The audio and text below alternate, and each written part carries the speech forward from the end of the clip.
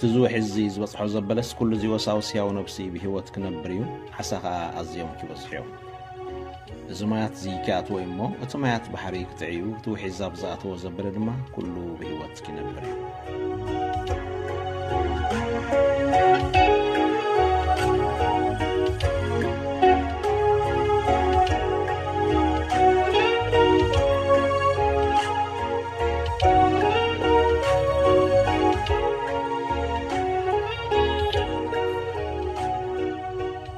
أزي كابسن فلخاوي أقلبت دق سماي زفنو مانا سبحاتيو علامة زعيو زي نعمل خزبك حزبي المدلاو نخل سب كريستوس ملو غير كامو آمن نأكل كريستوس محنات سنيو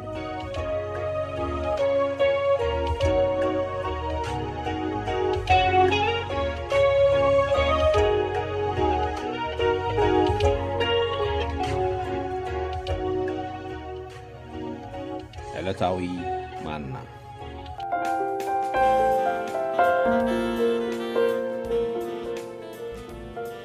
مرقم بركة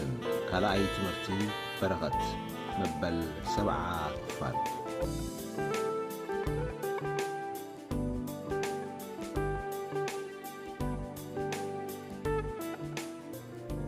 مصحف قدسنا اتوم موداتا بروغات زبهالو اتوم ابيمانو زقمو سبات مخانوم ينغرنا وانجيل ماتيوس 25:34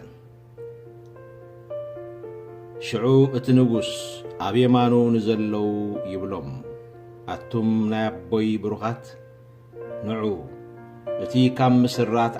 علم تدالولكم منغستي ورسو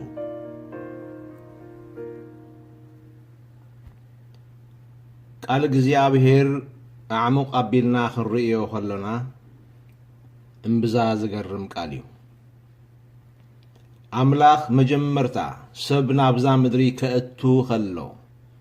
እግዚአብሔር መጀመርያ ሰብ ክፈጥር ከሎ ንአዳምን ሔዋንን ምስ ፈጠሮም መጽሐፍ ቅዱስ ባረኾም ከኣ ይብለና ኣብዚ ሰማዕናዮ ወንጌል ማቴዎስ 25:34 ድማ ሰብ ናይዛ ምድሪ ዕይኡ ወዲኡ ናብታ ሓዳስ ዓለም ኪኣቱ ወይ ኣብታ ሓዳስ ዓለም ኪነብር ወይ ኣብ ዘለዓለምነት ኪነብር ክጅምር ከሎ ሓደ ናብራ ምድሪ ዛዚሙ ካልእ ሓድሽ ዘለዓለምነት ክጅምር ከሎ ከዓ ይባርኾ ወይ ብሩኻት ትሉ ይጽውዖ አቱም ናይ አቦይ ብሩኻት ንዑ እቲ ካብ ምስራት ዓለም እተዳለወልኩም መንግስቲ ውረሱ ንሰብ በረኸት ናብዛ ምድሪ ምጽይዎ ወይ ናብ ህላዌ ኣምጽይዎ ንሰብ ድማ ካብ ቅድሚ ምስራት ዓለም ሒዙ ዘዳለወሉ በረኸት ኪወርስ ዘላለምነት ክጅምር ከለኻ ናይ አቦይ ብሩኻት ኢሉ ይጽውዖ ስለዚ ከም ህዝቢ እግዚአብሔር መጀመርታኹም በረኸት ማእከልኩም በረኸት ዘመን ሕልፈትኩም ከዓ በረኸት እዩ መወዳእታኹማ ይብለኩምኔ ምኽንያቱ መወዳእታ ዘለዎ ህይወት ስለ ዘይብልና ህይወት ንኣና ዘለዓለምነት ስለ ዝኾነ ዝውዳእ ስለ ዘይኮነ ሕጅን ምዘንተ ዕለትን ማሕበር ኢየሱስ ክርስቶስ ኣብ ቅድሚ ኣምላኽ ብርኽት እያ ነቶም ኣብዛ ምድሪ ዘለዉ ናቱ ሓንሳ ዘፍቀሮም ንዘለዓለም ኣፍቀሮም ስለ ዝብል ቃል እግዚኣብሔር እቲ ንኣይና ኣኻትኩም እንተገልጸ ፍቕሪ ኣምላኽ ዘይለዋወጥ ዘይቋርጽ ዘይባትኽ ዘለዓለማዊ ፍቕሪ ስለ ዝኾነ ኣነን ንስኻትኩምን ብዘለዓለማዊ ፍቕሪ ኣምላኽ ዝተባረኽና ሰባት ኢና ስብሓት ንኣምላኽ ይኹን እግዚአብሔር ሓንሳ ንሓዋሩ ዝባርኾም ብሩኻት ሰባት ኢኹም ገና ምድሪ ከይተፈጥረት ከላ እግዚአብሔር ዝኣርነበልኩም በረኸት ምድሪ ተፈጢራ ሰብ ምስ ተፈጠረ ድማ እግዚአብሔር ንሰብ ተዛረበ ቋንቋ በረኸት እዛ ንሪኣ ዘለና ገዛፍ ምድሪ ዘመን ኣብቂዓ ምስ ተጠቕለለት ድማ ሰባብ ቅድመ ኣምላኽ ክቐውም ከሎ ቋንቋ እግዚኣብሔር በረኸት እዩ። ስለዚ ንስኻትኩም ትማል ብሩኻት ሎም ብሩኻት ንዘንተ ዕለት ድማ ብሩኻት ህዝቢ ኢኹም። ስብሓት ንኣምላኽ ይኹን። ስለዚ ኣብዚ ምህሮና እዚ እንታይ ኢና ንብል ዘለና? መጽሓፍ ቅዱስ እቶም ኣብ መወዳእታ ብሩኻት ዝብሎም መጀመርያ ባሪኽዎም ኣብ መወዳእታ ብሩኻት ዝብሎም ወይ በረኸቶም ዓቂቦም ክሳዕ መወዳእታ ዝጸንሑ ሰባት እዞም ሰባት እዚኦም እንታወት እዮም ኢና ንብል ዘሎና።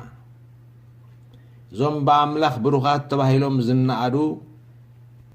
እዞም ኣብ መወዳእታ ብሩኻት ዝበሃሉ በዚ ናዕዳ ዝጽውዑ ካብ መጀመሪኦም ብሩኻት ክሳዕ መወዳእቶም ከዓ ብሩኻት ኮይኖም ጸኒሖም ብሩኻት ተባሂሎም ናይ ኣቦ መንግስቲ ክወርሱ ተዳሊሎም ዘሎ ሰባት እቶም ኣብ የማኑ ዝቖሙ ሰባት እዮም ኢና ንብል ዘሎና። ግርም እዞም ኣብ የማኑ ዝቖሙ ሰባት እሞ እንመን እዮም? እቶም ብሩኻት እወ እቶም ብሩኻት ሲ ሓቂ ግን ኣብ የማን ኣምላኽ ዝቖሙ ብሩኻት እዮም ካበልናዮም የማን ኣምላኽ እንታይ ማለት እዩ ኢና ንብል ዘለና ወሲኽና። ኣብ የማን ኣምላኽ ምቋም ማለት እንታይ ማለት ምዃኑ ከዓ ኣብ ዝሓለፈ ተማሂርና ነርና ወይ ሓደልና ጀሚርና ነርና። ኣብ የማን ኣምላኽ ምቋም ማለት የማን ኣምላኽ ቦታ ቀዳማይ በረኸት ወይ ቦታ በኹር በረኸት፣ ቦታ ብኹርና፣ ቦታ ዕፅፊ ግደ፣ ቦታ መሪሕነት፣ ቦታ ጸብለልታ ወዘተ እዩ ኢልናዮ ነርና። ስለዚ ማሕበር ኣምላኽ እዚ ዕድል እዚ ረኺባላ ኣብ የማኑ ክትቀውም ከላ ቀዳማይ በረኸት ዕድል ብኹርነት፣ ዕፅፊ ግደ፣ ስፍራ መሪሕነት፣ ቦታ ጸብለልታ ንማሕበር ኣምላኽ ተገቢኡሎ ኢልና።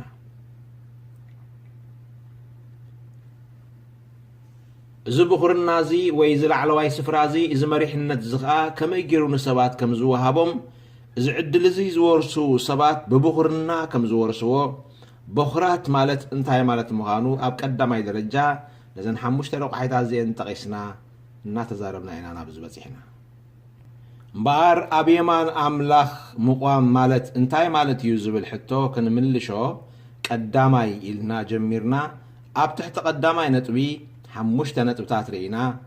ቦታ ቀዳማይ በረኸት፣ ካልኣይ ቦታ ብኹርና፣ ሳልሳይ ቦታ ዕፅፊ ግደ፣ ሓምሳይ ቦታ መሪሕነት፣ ሳድሳይ ቦታ ጸብለልታ። ሓምሳይ ዳያቅረታ ቀዳማይ ቦታ ቀዳማይ በረኸት ኢልናዮ፣ ካልኣይ ቦታ ብኹርና፣ ሳልሳይ ቦታ ዕፅፊ ግደ፣ ራብዓይ ቦታ መሪሕነት፣ ሓምሳይ ቦታ ጸብለልታ እዩ ኣብ የማን ምቋም። ኣብ የማን ዝቆሙ ሰባት እዚ ዕድል እዚ ዝወረሱ ሰባት እዮም ኢልና ብቀዳማይ ደረጃ 5 ነጥቢ ዘርዚርና ርኢና ኣለና። ሎሚ ካልኣይ ክንርኢና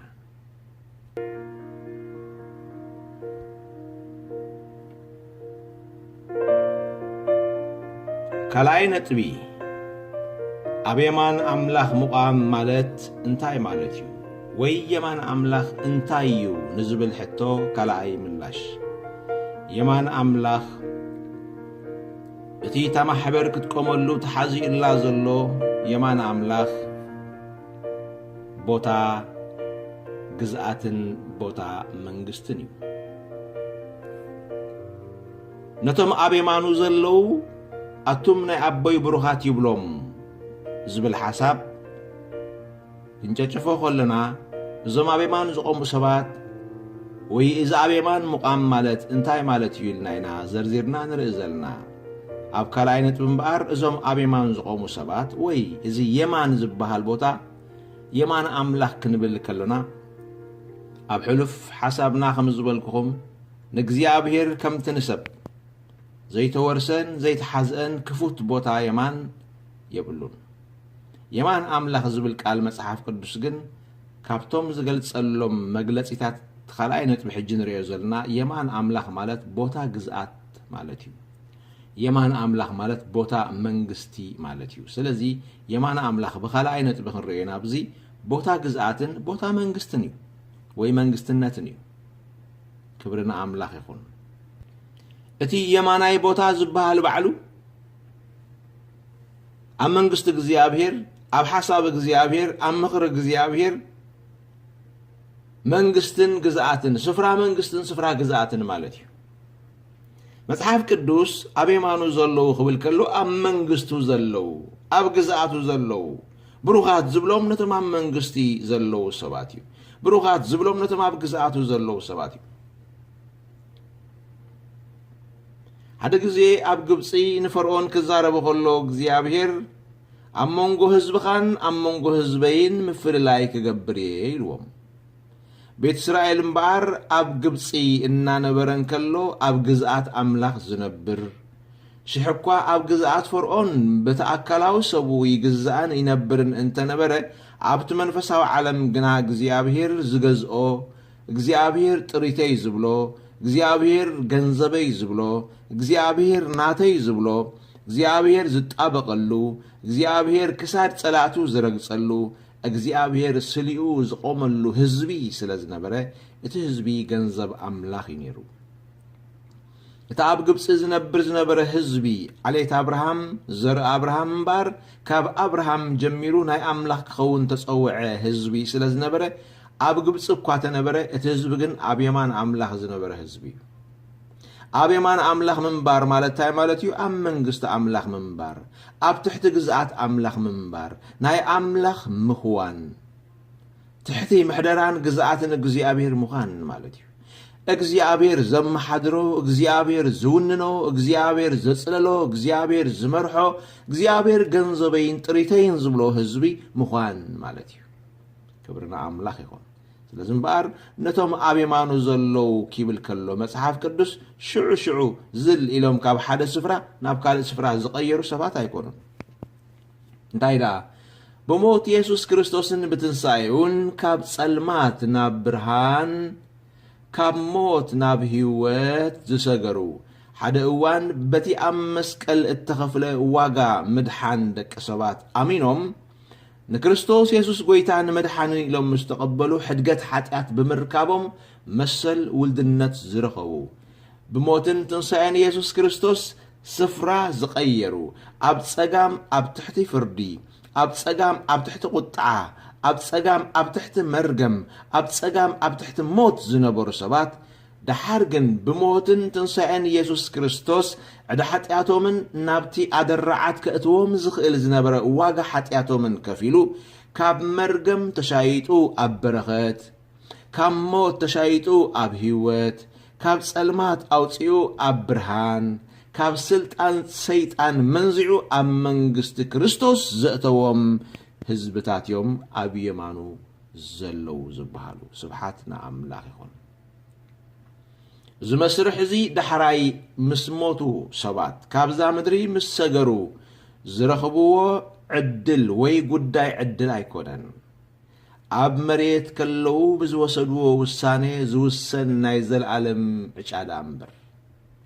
سلازي زخبرك حوي زخبرك حبتي زخبركم سمعتي زخبركن سمعتي لومي اذا دلايكم كتوسنو تخلا هيوت إذا فقادكم نزدلكم كتركبوا التخلو مساكم زلا فقادكم دلايكم وسانيكم كي حلفت كابيدكم كي توسدت كلا نعم الله كتحريو زلالة ما وبتاكم حجي كتتعطحو أبي كتنبرو كم تدليو كتوسنو اسوا علخو نتوم بكريستوس يسوس مدحان زي رغبكم سبات مالتي كريستوس يسوس رغبكم كاب موت ناب هيوت زي سجركم حدقت حتيات زي رخبكم جنا أبزع عالم زيا أب حتيات التنبرو زلهم بزي أملاخ التنبرو زلهم أبزع عالم زيا بزي تسفات تنبرو زلهم أبزع عالم زيا بزي كيدان أملاخ التنبرو زلهم أحاتين دك هزوي إذا أن رئاسة لنا جزاف علم طعما كبرتا وخعتا بملو كحلف ሓደ እዋን ድማ ወኻዕታ ናብ ዋይዋይታ ክልወጥ እዩ ስለዚ ዓለም ክትሓልፍያ መልኣታኻ እቲ ንፈቓድ እግዚኣብሔር ዝገብር ግና ንዘላለም ይነብር ስለ ዝብል ቃል እግዚኣብሔር ናብቲ ዘለዓለማዊ ምርጫ ክትመፁ ጽዋዕ ኣለኹ ካብ ጸጋም ማለት ስፍራ ጸጋም ስፍራ ፍርዲ እዩ ስፍራ ቁጥዓ እዩ ስፍራ ሞት እዩ ስፍራ መርገም እዩ ካብ መርገም ክትወጽሉ እትኽእሉ ካብ ስፍራ መርገም ካብ ጸጋም ናብ የማን ክትቅይሩ እትኽእሉ መገዲ ብንስሓ بكريستوس يسوس آمين كان بأملاخ بمملاس تراي ካልእ ዝኾነ ይኹን መገዲ ንሰብ ካብ መርገም ናብ በረኸት ካብ ሞት ናብ ህይወት ካብ ሓጢያት ናብ ሕድገት ሓጢያት ካብ ሓጢያት ናብ ጽድቂ ከምጽኦ ዝኽእል ዝኾነ ይኹን አቋራጭ መገዲ የልቦን እቲ አምላኽ ንደቂ ሰባት ካብ ናብ ክሰግሩሉ ዝሃቦም መገዲ መሳልል ኢየሱስ ክርስቶስ ወዱ ጥራዩ ወንጌል ዮሐንስ 14:6 አነ መገድን ሓቅን ህይወትን እየ ብዘይ በአይ ሓደ እኳ ናብ አቦ ክመጽእ ዝኽእል የልቦን ኢሉ ባዕሉ እቲ መገድን ሓቅን ህይወትን ዝኾነ ኢየሱስ ክርስቶስ ተዛሪቡና ኣሎ ስለዚህ ነቲ መገዲ ዶ ረኺብኩምዎ ኢኹም ንሱ ኢየሱስ ክርስቶስ እዩ ነቲ ሓቂ ዶ ረኺብኩምዎ ኢኹም ንሱ ኢየሱስ ክርስቶስ እዩ ነቲ ህይወት ዶ ረኺብኩምዎ ኢኹም ንሱ ኢየሱስ ክርስቶስ እዩ ብዘይ መገዲ ብዘይ ሓቂ ብዘይ ህይወት ሰባት ካብ ጸጋም ናብ የማን ክሰግሩ ኣይክእሉን እዮም እቲ መሰጋገሪ ድልድል ኢየሱስ ክርስቶስ እዩ እሞ ሎሚ ካብ ጸጋም ናብ የማን ጽባሕ ንግሆ ምስቶም ኣብ የማኑ ዘለዉ ነቶም ኣብ የማኑ ዘለዉ ተመደበ ዘለዓለማዊ መንግስቲ ኣምላኽ ዘለዓለማዊ ህይወት ኣምላኽ ወረስቲ መታን ክትኮኑ እቲ ግዜ ሕጂ እዩ ስብሓት ንኣምላኽ ይኹን ኢየሱስ ክርስቶስ ጎይታ እዩ እምበር በዚ ካልኣይ ነጥቢ ክንሪኦ ሒዝናዮ ዘለና ወይ እንዛረበሉ ዛጊትን ክንዛረበሉ ጀሚርና ዘለና የማን ኣምላኽ ቦታ ግዝኣትን መንግስትን ኣምላኽ እዩ እግዚአብሔር ዝገዝኦ ግዝኣት የማን ተባሂሉ ይፍለጥ መንግስቲ እግዚአብሔር ዘላቶ ግዝኣት የማን ተባሂሉ ይፍለጥ እምበር እዚ ካብ ኮነ ሰባት መንግስቲ ኣምላኽ ዝወርሱ ምስ ሞቱ ድሕሪ ሞት ኣብ ዘሎ ግዜ ፍርዲ ኣይኮነን ማለት እዩ ምኽንያቱ ዞም ሰባት እዚኦም ዛጊት ኣብ የማኑ ኣለዉ ይብለና ኣሎ የማን ኣምላኽ ከዓ ግዝኣት ኣምላኽ እቲ እግዚአብሔር ክገዝኦ እተሓዝአ ንእግዚአብሔር ግዝኣቱ ክኸውን እተሓዝአ ሰይጣን ዘይገዝኦ ሃሌሉያ ሰይጣን ዘይብሉ ሰይጣን ዘይኣትዎ ሕማም ዘይብሉ መርገም ዘይብሉ ሞት ዘይብሉ ጥፍኣት ዘይብሉ ልቕሶ ዘይብሉ ድጓዓ ዘይብሉ ሓጢያት ዘይብሉ ድኽነትን ሽግርን መከራን መግደራን ዘይብሉ ቦታ ግዝኣት እግዚአብሔር ይበሃል የማን ኣምላኽ ዝብል ዘለኹ ሞት ዘይብሉ ሰይጣን ዘይብሉ ሓጢያት ዘይብሉ መርገም ዘይብሉ ኩናት ሃገራትን መንግስታትን ምጥፋእ ህዝብታትን ዘይብሉ ፍርሃትን ጭንቀትን ምዮቕታን ዘይብሉ ጸልማት ዘይብሉ ዕርቃን ዘይብሉ ውርደት ዘይብሉ ጥሜት ዘይብሉ ሕማም ዘይብሉ ኮታስ ገናይ ዘብኡ ሁሉ ድምፁ እኳ ቃላቱ እኳ ዘይፍለጠሉ ዓለም እዚ የማን ኣምላኽ ይበሃል እዞም ብክርስቶስ ኢየሱስ ኣሚኖም ካብ ሞት ናብ ህይወት ዝሰገሩ ሰባት ዛጊት ምድሪ ከለዉ ህይወቶም ካብዛ ምድሪ ከይሰገረት ከላ ስፍራ ቀይሮም ፀንሑ ሰባት እዮም ነዚኣቶም ኣብ የማኑ ዘለዉ ይብሎም መጽሓፍ ቅዱስ ባር የማን ኣምላኽ ማለት ኣብ ዝኻልኣይ ነጥብና ግዝኣት እግዚአብሔር ዝገዝኣሉ ስፍራ ማለት ዳእምበር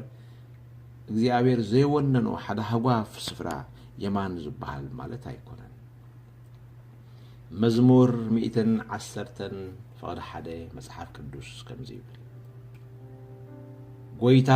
ንጎይታይ ንጸላእትኻ መርገጽ እግርኻ ክሳዕ ዝገብሮም ኣብ የማነይ ተቐመጥ በሎ እዚ ኣብ መጽሓፍ መዝሙር ኣብ ዘበን ብሉይ ኪዳን ዘሎ ቃል ክኸውን ከሎ ወይ ተባህለ ቃል ክኸውን ከሎ ኣብ ሓድሽ ኪዳን ማቴዎስ 22:43-44 ድማ ተደጊሙ ንሪኦ ወይ ተቃል ተላዒሉ እንደገና ከውሳእ ከሎ ትንቢት ኮይኑ ተነጊሩ ጸንሐ ቃል ኣብ ፍጻሜ ገጹ ዝመጸሉ ነገር ከመልክት ተኣካል ምስ መጸ እተዛረቦ ዘረባ ድማ ስምዑ ንስኻ ይብል ዳዊት ደኣ ጎይታ ንጎይታይ ንጸላእትኻ ኣብ መርገጥ ኣብ ትሕቲ እግርኻ ክሳዕ ዘድርሶም ኣብ የማነይ ተቐመጥ በሎ እናበለ ብመንፈስ ከመይሉ ጎይታይ ይብሎ ይብለና። እዚ እንታይ ማለት እዩ? ጎይትነት ኢየሱስ ክርስቶስ ወይ እስራኤላውያን ንክርስቶስ ኢየሱስ ወዲ ዳዊት ይብልዎ ስለ ዝነበሩ ከመይ ገይሩ ደኣ ወዲ ዳዊት ተኾይኑሲ ወይ ካብ ዳዊት ዘይዓቢ እንተኾይኑስ ዳዊት ግን ጎይታይ ይብሎ ኣሎ ኢሉ ኣብ ሓድሽ ኪዳን ባዕሉ ጎይታና ኢየሱስ ክርስቶስ ደቀ መዛሙርቲ ጎይታና ኢየሱስ ክርስቶስ ነዚ ቃል እዚ ኣልዒሎም ክረትዑ ከለዉ ንርኢ። እታ ብሉይ ኪዳን ዘላ ቃል እንታይ እትብል ዘላ ጎይታ ንጎይታይ ብዙሕ ግዜ ሰባት እቲ ፍልልዩ ከይረኣይዎ ክነብዎ ከለዉ ነዚ ጽሑፍ ዝግር ብሎም እዩ። መጽሓፍ ቅዱስ ክጽሓፍ ከሎ ተጋጊዩ ክልተ ግዜ ሓደ ቃል ተጠቐመ እዩ ዝመስሎም። ምናልባት ከምኡ ዝመስለኩም ሰባት ተሃሊኹም ክሳብ ሕጂ ከብረሃልኩም። ከምኡ ይኮነን። መጽሓፍ ቅዱስ ተጋጊዩ ቃላት ዝደጋገመ ወይ ከዓ ስለ ዝደጋገመ ይኮነን። ክልተ ግዜ ጎይታ ጎይታ ተጻሒፉ ዘሎ እንታይ ዳ ጎይታ ንጎይታይ እዩ ዝብል ዘሎ ሓደ ጎይታ ተባሂሉ ዝፍለጥ ሓደ ኣምላኽ ተባሂሉ ዝፍለጥ ሓደ ኣቦ ተባሂሉ ዝፍለጥ እግዚኣብሔር ኣቦ ነቲ ወደይ ዝበሎ ስጋ ለቢሱ ናብዛ ምድሪ ዝመፀ ወዱ ግና ከዓ ንሱ ከዓ ማዕረ ኣምላኽ ዝኾነ ጎይታ ኣምላኽ ንኡ ነቲ ወዱ እንብሎ ወይ መጽሓፍ ቅዱስ ወዲ ኣምላኽ ዝብሎ ኣብ ዘበን ስጋኡ ከሎ ናብዛ ምድሪ ስጋ ለቢሱ ዝመፀ ወዱ ንጸላእትኻ መርገፂ እግርኻ ክሳዕ ዝገብሮም ኣብ የማነይ ተቐመጥ በሎ ይብለና ኣሎ እንጂ እታ ጎይታ ንጎይታይ ዝብል ኣብቲ ናይ ብሉይ ኪዳን ቃል ያህወ ንኣዶናይ ሕጂ ኣብዚ ክልቲአን ክልተ ቃላት ተጠቒሙለን ስለ ዘሎ ምርድአን ቀሊል ይኸውን። ኣብ ክንዲ ጎይታ ንጎይታይ ዝብል እቲ ጎይታ ዝብል ቃል መጽሓፍ ቅዱስ ሓደ ግዜ ኣዶናይ ዝብል ቃል ሓደ ግዜ ድማ ኣዶናይ ዝብል ቃል ያህወ ዝብል ቃል ወይ ኤሎሂም ዝብል ቃል ይጥቀመሉ እዩ። ስለዚ ኣብ ስፍራ ዝተጻሒፉ ዘሎ ጎይታ ንጎይታይ ዝብል ኣምላኽ ወይ እግዚኣብሔር ኣቦ ንእግዚኣብሔር ወዱ ንጸላእትኻ መርገፂ እግርኻ ክሳዕ ዝገብሮም ኣብ የማነይ ተቐመጥ በሎ ይብለና። እዚ እንታይ ማለት እዩ እምበኣር ንዛረበሉ ዘለና ነጥቢ ከይንስሕቶ ብዛዕባ የማን ኣምላኽን ኣብ የማኑ ምቕማጥን እዩ። ብዛዕባ እታ ማሕበር ኣብ የማኑ ከም እትቕመጥ ኣብ የማኑ ዘለዉ ናይ ኣበይ ብሩኻት ከም ዝብሎም ክንዛረብ ጸኒሕና ንሳቶም ጥራሕ መዓስ ኣብ የማኑ ዝቕመጥ ካልእ ከኣሎ ማለት እዩ። በዚ ቃል እዚ መሰረት ኣብ የማኑ ዝቕመጥ ወዱ ከዓ እዩ። መጽሓፍ ቅዱስ ወዱ ኢየሱስ ክርስቶስ ካብ ምዉታት ተንሲኡ ንሰማይ ምስ ዓረገ ሕጂ ኣበይ ተቐሚጡ ኣሎ ይብለና መጽሓፍ ቅዱስ ኣብ የማን ኣምላኽ። ስለዚ እምበኣር እዚ የማን ኣምላኽ ማለት እንታይ ማለት እዩ? ግዝኣት ኣምላኽ መንግስቲ ኣምላኽ ማለት እዩ። ስለዚ እታ ማሕበር ክትቅመጠሉ ተሓዚኡላ ዘሎ ስፍራ ወዲ ኣምላኽ ኢየሱስ ክርስቶስ ተቐሚጡሉ ዘሎ ዛጊት ተቐሚጥዎ ዘሎ ዛጊት ሒዝዎ ዘሎ ስፍራ ማለት እዩ። ሃሌሉያ። ነዚ እዩ ቃል እግዚኣብሔር ንኣምላኽ ወረስቱ ንክርስቶስ ከዓ መዋርስቱ ዝብለና። ቅድሜና ክርስቶስ ሒዝዎ ዘሎ ቦታ ንኣና ተቐሚጡልና ዘሎ ቦታ ንኣና ሒዙልና ዘሎ ቦታ ንኣና ሓዚኡልና ዘሎ ኣብ ክንዳና ተቐሚጥዎ ዘሎ ስፍራ የማን ኣምላኽ እዩ። ስለዚ ካልእ መቓምጦ ይብልካን ሓወይ መቓምጦኻ መቓምጦ ክርስቶስ እዩ። እቲ ምንታይ መዋርስቱ ስለ ዝኾንካ መቓምጦኺ መቓምጦ ክርስቶስ እዩ። እቲ ምንታይ መዋርስቱ ስለ ዝኾንኪ። ስለዚ እምበኣር ኣብዚኣ ደው ኢልኩም ሓንሳብ ሕሰቡ። ስለዚ መጀመርያ ቅድሚ እቲ ሓሳብ ምዝራበይ ወይ ክንሓስቦ ዝግባአና ነገር ምውስአይ ስለዚ ነገር እዚ ንኣምላኽ ኣዝና ከነመስግኖ ይግባአና። ኣብቲ ወዱ ኢየሱስ ክርስቶስ ተቐሚጥዎ ዘሎ ክንቅመጥ ኣምላኽ ብክርስቶስ ቦታ ሒዙልና ኣሎ። ክብርና ኣምላኽ ይኹን። ክርስቶስ ኣብ ክንዳና ኮይኑ ኢየሱስ ክርስቶስ ኣብ ክንዳና ኮይኑ እቲ ኸማና ሰብ ዝኾነ ክርስቶስ ኢየሱስ ንኣና ዝኸውን ስፍራ ኣብ ክንዳና ተቐሚጥዎ ኣሎ። ተሓዚኡ ተታሒዙሎ እቲ መንግስቲ መዋርስቱ ስለ ዝኾንና ኣብ ጎኑ ብዚ ቦታ እዚ ንሓዋሩ ክንቅመጠሉ ተዋሂቡና ዘሎ ቦታ እዩ። እምበኣር እዚ ናብ መጀመርያ ንኣምላኽ ከነመስግኖ ዝግባአና። ኣነ مس كريستوس أبي مانو كقمت اتفقد لي كاب أملاخ اتفقد لي سب مخاني دفرت كسمع خيلي خون كما سمع مع خايو درك إن دفرتن كوينو خرأي خيلي خون كما الرأي خايو نحنا قنا أتأملاخ تقميت وزلو وننتو إنا كنبلك لنا ببعلاوي عقمن بقعتن ويبتصدق رأسنان زترنا يون زرخبنا ينرستنا أي بلنان بكريستوس بمؤمننا تراي كريستوس يسوس قويتان أملاخن غيرنا بيوتنا بمقبلنا تراي بزرخبنا يحدقت حتيات مسل ولدنت أملاخ فتيوس لذهبنا إذا بوتا زخا نولود التوهابة سفرا مخانو مرأيا كل نجر مجمرة ودو يسوس كريستوس تقميتو الله أتن ودون يسوس كريستوس زهابو سفرا ودو دمانا أنا توهابة هي ابنها سلزخونه أتن حد ودو انت أنا حليفو زهابو مبر زين حفو كما يقدا كله مسؤو زيهبنا إذ بالمسحف قدس نودو غابهابنا اتودو تقميتو زل منبر أي نفقناني እግዚአብሔር ወይ ነፈገናን እግዚአብሔር نودو كابهابنا منغستو خامسو هيبنالو نودو هيوت ودو كابهابنا كلنا يودون أنا توهيبنالو نزيو ما وارستو يخوم اتنسو وريسو وزلو بتا نسخاتكم اخت ورسيكم زبلنا سلازم بار اينايت موارست مخاننا انت دايلنا زاغيت يسوس كريستوس تقميتو وزلو سفرا يمان املاخيو نصلاتها مرغص غرها سعز غورم اب تحت غرها كسعز درسوم كريستوس نصلاتو اذا قال زي اغناي تودتن تنبيتاوت قال كوينا يزلا نايشح عمت منغست خسعز مص قدميوت ناي ارماغيدون يريتا دحرز نايشح عمت منغست ناي ارماغيدون كسعز خون أود ما نسيطان الملائكتون فتيمو نحوارو سعيرو رئسهم رجيتو بأجرو مسترجتهم موت زبهال نحوارو مستوجده شيطان زبهال نحوارو مستوجده حتى زبهال نحوارو مستوجده نابرا حدش علم كسع جمر كسع شعو حجي يسوع سوي تقميت له أبي مان أملاخ سلزي أبي مان أملاخ تقميت له خند بالكلنا كلت أملاختي أيكونون زلونا وي سبات كم سألوهم سلست أمالختي يكونون زلونا يسوس كريستوس እግዚአብሔር ተቀሚጥሎ መጀመሪያ ደሐራቤ ማኑ ተቀሚጥሎ መንፈስ ቅዱስ ከ በእን ተቀሚጥሎ በጸጋሙ አይፋሉን ጸጋም ቦታ ፍርድ ይልና ያለና እትስሊ ሰአልቲ ሰባት ንእግዚአብሔር ወይ ስላሴ ኢሎም ሲኢሎም ወዘለው ሽሕኳ በዘበን ቁልዕነትና አምላኽ እንገልጸሉ መግለጽ ኸንከውን አርዲዩና እንትኾነ ናፍልጠት ሐቅ ምስ መጻና ግና ሰለስተ አማልኽቲ ይኮኑን ዘለውና ሓደ አምላኽ ርእሱ ግን በሰለስተ መገድ ዝገለጸ ሓደ አምላኽ ስለዝኾነ እምበኣር ክርስቶስ ኢየሱስ አቤማን አምላኽ ተቐሚጡ ተላይልና መንፈስ ቅዱስ ኣብ ጸጋም አምላኽ ተቐሚጡ ክንብል ኣይንኽእልን ኢና ኣይኮነንከ سبحات نزل عالمنا أملاخ يقول سلزم بأرز أبيمان أملاخ مقمات مالت أم منجست أملاخ مقمات أب منجست الله يسوع كريستوس تمري سقى كوس دنا خمت سيدا حراي نابتنسو تقميت وزلو وتاخن كمت حيزناك خيد مخانو مسحف قدس نقرنا أب منجستو مالتي كبرنا أملاخ يقول وسيغنا مسحف قدسنا داويت زبلو قال رئينا كريستوس يسوع بعلو زبلو قال رئينا نتناي داويت قال تقيسو نعا تقيسهم دما هواريات ويتا محبر تقدميت محبركا كم زيل الله قبر هواريات معراف كلته فقدي 34 داويت بعلو دا يقول بطرس كزارب كله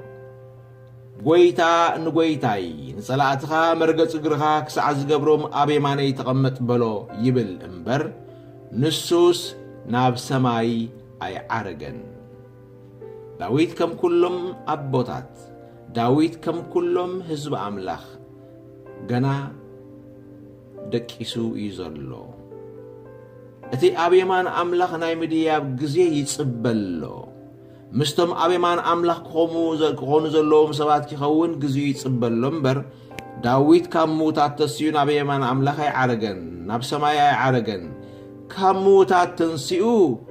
دبنا حيزاتو نسماي زريبه نابيمان أملاخ تقميت زلو نعنا بيمان يتقمت أبزي صنحت جزيخ سعز مل زبلو نجزيابهر سماي كت يسوع كريستوس يغريتا سماي كتقبلو ساعتي زمن ملآت كساعتي نايفت سامي الزمن سماي كل كقبلو يقبأ يتباهل تصحيف اللي زلو يسوس كريستوس داويت يكون بسماي عاريقو داويت بزعبا رؤسي يكون نزاربو زلو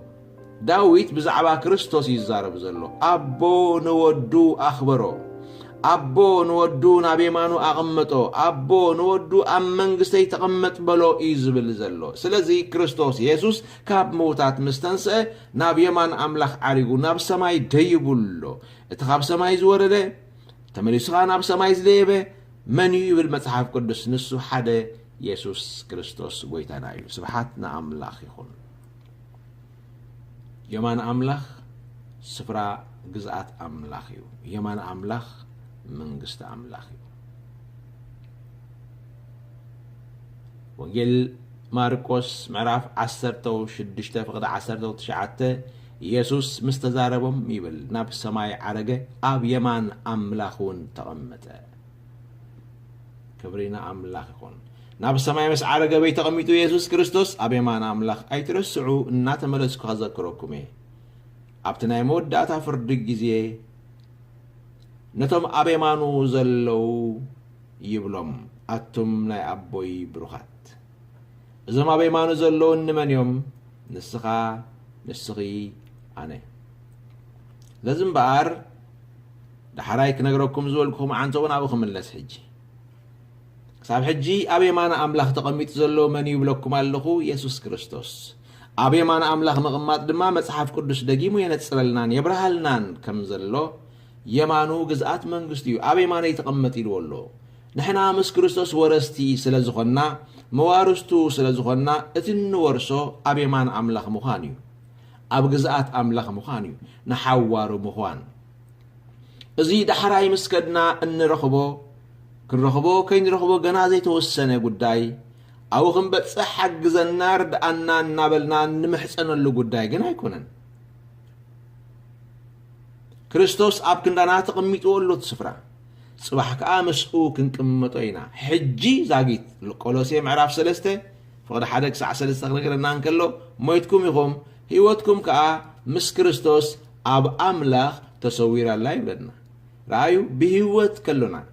نابرا مدري كي ترسنا كاب مدري كي قعزنا خلنا زاقيت اتوشت أو مننتنا وين حق مننتنا ويتي أملاخ زريئو صباحا نقول حوارو زنب مس أملاخ كنبر زلو منفسنا قن زاقيت أبيالو بس قام مدرنا نبرنا منفسنا قن مس كريستوس سلزلو كريستوس كا أبي مان أملاخ تقميت سلزلو أبت كريستوس تقميت وزلو اتمنفسنا أبوي زلو هاللويا كم زجيركم رأيو مصحف قدسكم عبيدكم حزوة مصحف قدسكم كان محاسكم نشتو ورقة سمكم تصحفوا أم نشتو ورقة سمكم تصحيف الله سسمكم أتا تصحفكم ما مصحف سمكم أوشت مصحف قدس أتوا تا مصحف قدسكم أبطاول الله سمكم أبيالو بتا مصحف قدس أبطاولا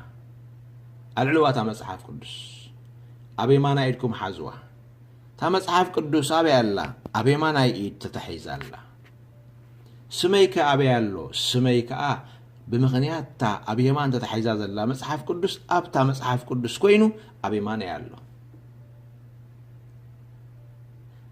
نفاريت تسقيلين سماي قصين لعلي ديبالله سخاد ما مساي سخا مساي تا مصحف قدس أبي ما نايالله أب مصحف قدس يزلا سمي بمغنيات أنا بيمانا إيدي حزياز الله مصحف قدس بمغنيات أنا نسماي قصي معراقي بتا نفاريت تا مصحف قدس حيات زلا سمكا مساي عري قلو سبحاتنا أملاخ كريستوس يسوس كام موتات كتسكلو مسؤو حزنا تنسيو نتنعم مقابر كم زلو زمسلن دك نستيو كده ليعوز مصادق كمزامرتي أبتي مقابر رزقن حمل آخ እግዚአብሔር انتهي كم زبلن ذكرو أتنانستن من دليل لخن يلون نمنتاي كانت هياو أما خل موتات دليل لخن نسو تنسيو أبزي يلبون يلون كريستوس يسوس دي ترح تنسيو نسو ترح ديو هياو أي فالون نسو أبكندنا تنسيو سلازن حنا خامسو تنسينا نسو أب كندنا هياوي نحنا أب هيوت مسؤول نبر لنا مستنسخه سماي دبنا تقبلونا بسماي كقبلوا سلاز قبو حيزون سماي عاريقو أبي ما أملاك تقميت له نساقه بيالله حاجي بكريستوس مس كريستوس أبتا كريستوس زلوا سفرة تقميت له مغنياتو أبت مترش تفردي أبي مانو نزقمتهم ويكقمتهم نزلوا سبات أيكونا نزارب زلوا زاجيت أبي مانو نزصنح أبي مانو نزلوا يزبل أبي مانو نزلوا مالت زاجيت بوتا حيزم زلوا زاجيت أبو صنح أما خل كل زمانات كريستوس ممس تقبلوا بكريستوس أبيلهم أبت كريستوس تقميتوا زلوا تقميتهم زلوا كلهم قدساني تغلل سبحاتنا أملاك يكون سلازي يمان أملاك بحجة ورسو زلكا مساعي تسفو جزية زي كونه زاجيت بكريستوس مس أمن كان مس دحان كان تقميت كايو زلكا سفرايو تجزية فرد مس مساجن أبي كون كاخت جهاديها أبي مان تصنيح كاخت جهاديها أتوما مرقم زلوا خابي كانوا كجهاديهم أبص جام تصنيحهم كجهاديهم بارا بزيادة بقولهج أتوما مرقم زلوا زاجيت أبي علو ملاشكم كتصبه كسب حج زبالكو ترديكم تقنه أتوم مرقم زلوا سبات مرقم علوهم زبهالو سبات رقماتهم زبهالو سبات أبي يبطوم يمان دو سجام نحن كقللكم متان حتى أن أبي سفراهم أتقال تبايلن زلوا أبي يبطن سجام دي يمان سجام أباجي تبايلن زلوا أبي يبطن يمان أمون السخاء مسالي بقع ليها مسالي تيل مسالي بقع كريستوس أبزلو تقميت زلو منيو اتبو كريستوس زدحان سب مبار أب سقام سفرا حتيات سفرا موت سفرا مرقمي يخبلنا يمان دما سفرا باقيع سفرا صدقي سفرا مدحان سفرا بروخات يخبلنا نسخا دما كابتوم بروخات كابتوم زدحانو كابتوم ولود أملاخ زخونو سبات سلا زخونكا أبي مان مرقم كابزي هالوه كما يجير كأخا مرقم دابو مرقم دانو ألوني إلكا تحسب تغل وي مرقم كابخا تسيرو زبلو خاسبات كما يلك أخا أمين تولون حجي زسبر مرقم ألو ديو زاقيتكو بيماني خازل لخا أما أبي مان أملاخ مرقم ألو ديو ملاشكم كسبر أبت كريستوس يسوس تغميتو وزلو أبي مان أملاخ يمان أملاخ منجست أملاخيل نايو يمان أملاخ جزءات أملاخيل نايو يمان أملاخ رست أملاخيل نايو أب رست أملاخ أب جزءات أملاخ أم منجست أملاخ أب تكريستوس يسوس تقميت وزلو سفرة مرقم علدو يلبون سلازي مرقم أبخا يلبون نسخان كريستوس انتفل لهم سلازي كونكم كريستوس كاموتات تسكلو مسو تسيكا كريستوس هياو مسكونا نسخا مسو هياو يخا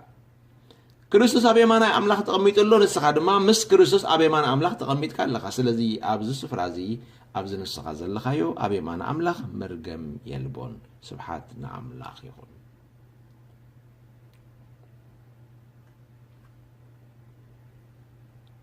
قبل هارات معراف كل اتفق العسران سلستن كوسخكم حجد ما يبل ناب يمان أملاخ لعل مسبله تشفى منفس كردس كاب أبو مستقبله نزل السخاتكم تريون تسمعون زلهم نسو أفسسو ناب يمان أملاخ مسديبه يقويتانا يس منفس كردس نام مدرسة ديدو سلازي منفس كردس نام من سديدو ناب عيش أمني أيكون ناب كل سب أيكونن ناب أوداتون ناب أوالدون أوداتين أوالدين مالت انتاي مالتي اتقامقوا تقرنيا بقبو ترينا يو أوداتين أوالدين زبل قال إتن زبلا مستعمر أم ترش هذا اللواقلات ونان النتي ملكتها ناتي زبلا عليه ملكتها كدانين بورساين حسكال لي مساعد تزبلك إتو بورسان إتخدانن ناتي بترين قبعين تمالأ اللين تيلك بترين قبعين ونانيو أنا ناتيو سلازي أوداتين أوالدين منفسي أوداتين أوالدين كخوعو إيزبلك على أملاخ سلازي مبار نتو مزاقيت بموتو عدقو من زتريو من جنزبين نبرتين زبالو من رستي زبالهم هزبو ناب أبو مس عرقه كاب أبو منفسولي يقولهم ساقيت اتمنفس تدما أب إفسون معرف حد فقد عسر سلستان ريو خلنا عربون رستنا أيو مسل ولدنتنا أيو لنا مسحف قدس ولود سلازو خلنا نولود زوهاب ناي ولود مسليو سلازي صحاب منفس قدس تملئ كاريخا زملآت منفس قدس ولد أملاخ مخانكا أبا أبو إلكا ختصوع زخ إلكا ጎይታ ክሳዕ ዝመጽእ ናቱ ንምዃንካ ጥሪቱ ምዃንካ ዝገልጸልካ ዕርቡን ርስተ ኣምላኽ ምዃንካ ዝገልጽ እዩ ኣብዚ ዕርቡን ርስተ ኣምላኽ እምበር ዘተዋህቦ ህዝቢ መርገም የለን ኣብቲ መንፈሱ ተቐበለ ህዝቢ መርገም የለን ኣብቲ ውሉድ ኣምላኽ ምዃኑ መንፈሱ ብምሕታም ናተይ ዝበሎ ጥሪተይ ዝበሎ ህዝቢ መርገም የለን እዚ ህዝቢ ንስኻ ኢኻ ካልእ ርሑቕ ዘሎ ህዝቢ ይኮነን ብዛዕባኻ እየ ዝዛረብ ዘለኹ ብዛዕባ እቲ ብክርስቶስ የሱስ ምድሓን ዝረኸበ ሰብ ግብረ ሐዋርያት ምዕራፍ 7 55 ክሳብ 56 ድማ ንሱ ግና መንፈስ ቅዱስ መልኦ ብለና መን እስጢፋኖስ ናብ ሰማይ አንቃዕሪሩ ከዓ ክብሪ ኣምላኽን ኢየሱስ ድማ ኣብ የማን ኣምላኽን ደው ኢሉ ረኣዮሞ እነሆ ሰማይ ተኸፊቱ ወዲ ሰብ ድማ ኣብ የማን ኣምላኽ ደው ኢሉ ርኢ ኣለኹ በለ ይብለና ርኢኻ እዚ ንዓኻ ተሓዚኡልካ ዘሎ ስፍራ ክርስቶስ ሒዝዎ ኣሎ ስለዚ እስጢፋኖስ ኣብታ ናይ መወዳእታ ሰዓቱ ናብ ጎይታ ነፍሰይ ተቐበል ክብል ከሎ ኢየሱስ ኣብ የማን ኣምላኽ ተቐሚጡ ዝብል መጽሓፍ ቅዱስ ኣብ ኩሉ ስፍራ ክትርእይዎ ከለኹም ኣብዛ ስፍራ እዚኣ ግና ደው ኢሉ ይብለና ዛጊት እስጢፋኖስ ነፍሱ የማዕቆብ ስለ ዘሎ እቲ ኣብ የማን ኣምላኽ ዘሎ ክርስቶስ ኢየሱስ ነፍሲ እስጢፋኖስ ንክቕበል መርኣያ ስእሊ ምርዳእና ናመታን ክጥዕመና ደው ኢሉ ንነፍሱ ክቕበላ ደው ኢሉ ስለዚ እምበር ህይወት እስጢፋኖስ ናይ ኩሎም ህይወት ቅዱሳን መግለፂ ኮይና ኣብ ስፍራ ዝንሪኣ ክርስቶስ እቲ ኣብ የማን ኣምላኽ ተቐሚጡ ዘሎ ነፍሳት ናብኡ ክመፁ ከለዉ ብብዙሕ መገዲ ሓፊሉ ይቕበሎም እዚ ማለት ኣብቲ ንሱ ዘለዎ ስፍራ ይኾኑ ኢየሱስ ይመስገን ስለዚ እምበር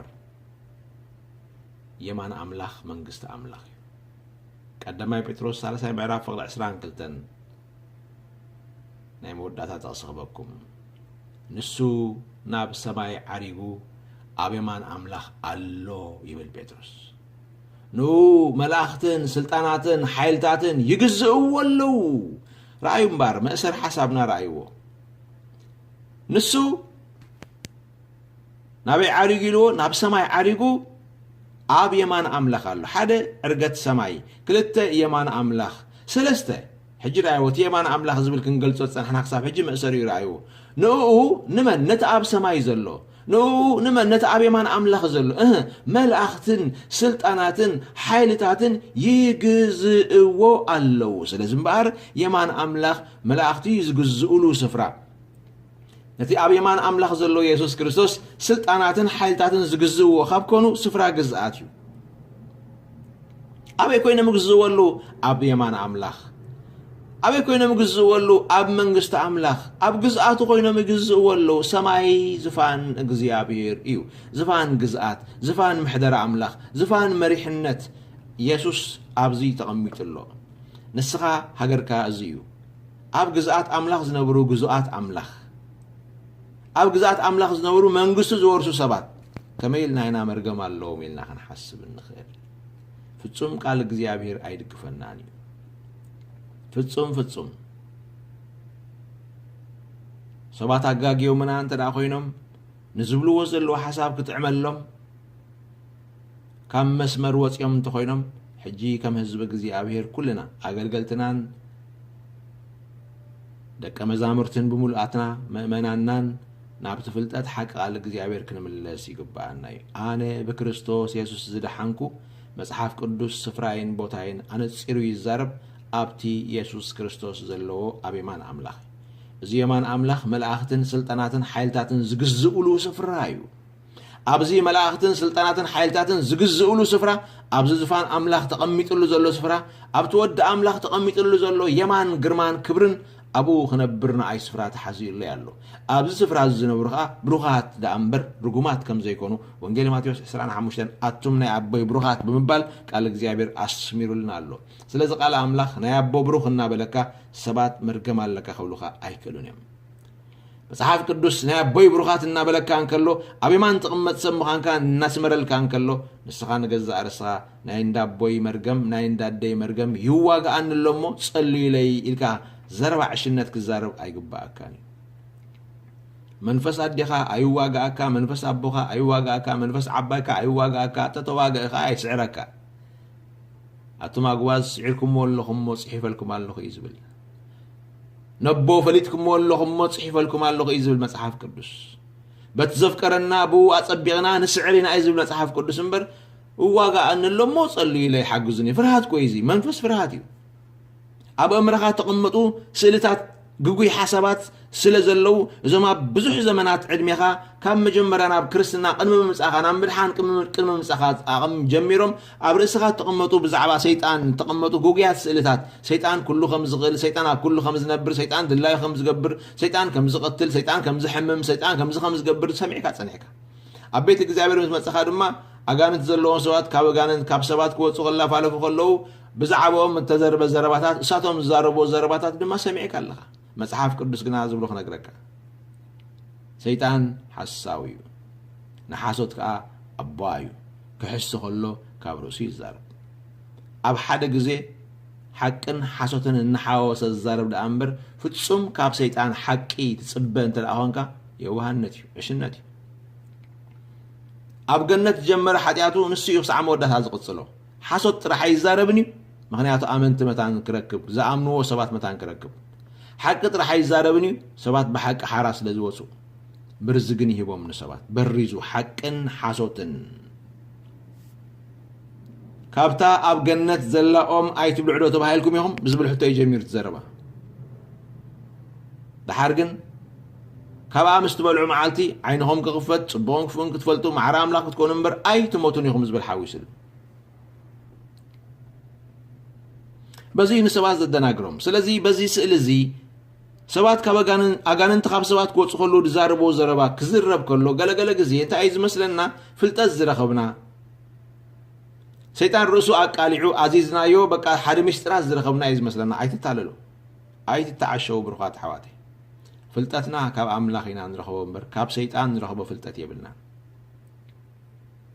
ኣጋንንቲ ግን ኣብ ተዛማዲ ግዜ ካብቲ ሰብ ይወፁ እናሃለው ግን መርዚ ይደርብዮም ይኸዱ እቲ ዝዝረብ ዘሎ ቃላት ኣብ እዝንቶም ሰማዕቱ እቶም ኣብ ቤት ኣምላኽ ዘለዉ ሰባት ኣመንቲ ኣለዉ ዘይኣመንቲ ኣለዉ ህፃናት ኣለዉ ዕሸላት ኣለዉ ዓበይቲ ኣለዉ እኹላት ወይ ድማ ካብኡን ላዕለውን ንኩሎም ሓደ ዓይነት መልእኽቲ የብሉ እቲ ሰምዕዎ ድምፂ ኣብ ቤት እግዚኣብሔር ይዘርኣሎም ክፉእ ሓሳባቱ ኣብ ገዳም ተዘሪእዎም ጸኒሑ ስለዚ ልዑልነት ሰይጣን ይምልከቱ ዓብይነት ሰይጣን ከኣልነት ሰይጣን ከምዚ ክገብር ይኽእል ድዩ ኢሎም ኣብ ምግራም ይኣትዉ እዚ ጸገማ እዚ ሒዝናያ ስለ ዝመፀና ኣብ ቤት እግዚኣብሔር ኮይንና ስልጣን ወልድነትና ዘይንፈልጥ ክንከውን ጌሩና መሰልና ዘይንፈልጥ ክንከውን ጌሩና ብክርስቶስ ዘለና ቦታን ስፍራን ዘይንፈልጥ ክንከውን ጌሩና ምክንያቱ ልዕሊት ብክርስቶስ ዘለና ቦታን ክብርን ሰይጣን ዝገብሮ ተግባራት ብዙሕ ስለ ዝሰማዕና ሓደ ግዜ ከዓ እቲ ብክርስቶስ ተዋሂብና ዘሎ ክብርን ቦታን ክንዛረብ ከለና እቲ ክፉእ ብሕዋትና ኣቢሉ ይቃወመና ንኣታቶም ተዋሂቡ ዘሎ ቦታ ሰባት ክቃወምዎ ይገብሮ ርእስኹም ምስ ኣምላኽ ኣመዓራሪኹም ዶ ንኣምላኽ ከም ሰብ ጌርኩምሞ ዶ ስፍራ ኣምላኽ ወሲድኩም ዶ ዝብል ሰይጣን ክፉእ ስለ ዝኾነ እቲ ተዋሂቡካ ዘሎ መሰል ተዋሂቡካ ዘሎ ክብሪ ተጠቃሚ እመታን ከይትኸውን ኩሉ ሻዕ ትሕትና ብዝመስል መንገዲ ግን ኣብ ታሕተዋይነትን ውዱቕነትን ክትነብር ይቃለሰካ ሰባት ድማ ብኡ ርእሶም ኣእምሮኦም ተመሊኡ ስለ ፀንሐ ቀልጢፎም ዝቕበልዎን ዝርዕምሉን ነቲ ሓሳብ ዲያብሎስ እዩ ነቲ ክፉእ ሓሳብ እዩ ሓሳቡ ግን ኣይመስሎምን እዩ ትሕትና ብዝመስል መገዲ ነቲ ክብሪ ነቲ ሓይሊ ነቲ ስልጣን ነቲ መሰል ሓደ ከይዘርፈኩም ክትጥንቀቑ ግባእኩም ብሩኻት ሓዋተይ ትሕትና ኣይኮነን ውዱቕነት ዳ እምበር ፍልልያ ኣሎ ውዱቕ ሓሳብን ሓሳብ ትሕትናን በበይኖም እዮም ትሕትና ነቲ ዘለካ ክብሪ ፈቲኻ ሓዲካ ንኻልኦት ከተኸብር ስፍራኻ ምሕዳግ እዩ ውዱቕነት ግን ተገባእካ ቦታ ዘይምፍላጥ ኣብ ዘይግባእካ ውዱቕ ስፍራ ምንባር እዩ ኣብ ድንቁርና ምንባር እዩ ስለዚ መልእኽተይ በዚ ከኣስሮ ኢየሱስ ናብ ሰማይ ዓሪጉ እዩ ኣብ የማን ኣምላኽ ከዓ ተቐሚጡ ኣሎ ኣብኡ ኣብቲ ግዝኣቱ መላእኽትን ስልጣናትን ሓይልታትን ይግዝእዎ ኣለዉ ንስኻ ድማ ኣብዚ ግዝኣት እዚኢኻ ዘለኻ ንስኺ ድማ ኣብዚ ግዝኣት ኣምላኽ እዚኢኻ ኢኺ ዘለኺ ስብሓት ንኣምላኹን ስለዚ ንሕና ኣብዚ ግዝኣት እዚ እንነብር ሰባት ኢና ኢየሱስ ክርስቶስ ንዘላለም ስሙ ብሩኽ ይኹን የማን ኣምላኽ ነቶም ኣብ የማኑ ዘለዉ ይብሎም ኢሉ ናይ ኣቦይ ብሩኻት ሃሌሉያ ስለዚ ንስኻትኩም ናይ ኣምላኽ ብሩኻት ኢኹም ንስኻትኩም ኣብ የማን ኣምላኽ ዘለኹም ሰባት ኢኹም ኣባኻትኩም መርገም የለን ኣባኻትኩም ዝገዝእ ዝኾነ ይኹን ካልእ የለን ምክንያቱ ኣባኻትኩም ትገዝእ መንግስቲ ኣምላኽ እያ ብዘይካ መንግስቲ ኣምላኽ ሰይጣን ኣይገዝኣኩም ዓለም ኣይትገዝኣኩም መርገም ኣይገዝኣኩም ፍርሃት ኣይገዝኣኩም ስቃይ ኣይገዝኣኩም ሰይጣን ኣይገዝኣኩም ገዛኢኹም ኢየሱስ ክርስቶስ እቲ ጎይታ ጎይቶት እቲ መላእኽትን ስልጣናትን ሓይልታትን ዝግዝእዎ ገዛኢ በይኑ ኢየሱስ ክርስቶስ ጎይታ እዩ ኣብ መንግስቱ ለና ግዛኣቱ ግዛኣት ሰላም ግዛኣቱ ግዛኣት ጽድቂ መንግስቱ መንግስት ጽድቅን ሰላምን ፍቅርን እያ ስብሓት ንኣምላኽ ይኹን ንስኻትኩም ብሩኻት ኢኹም ንብዙሕ በረኸት ኩኑ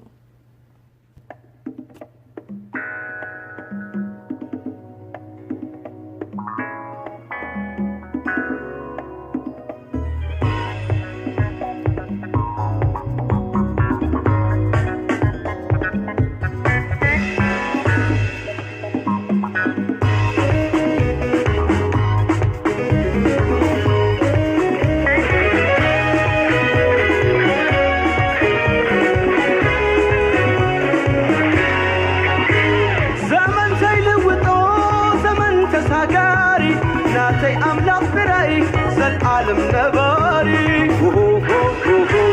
بين خبي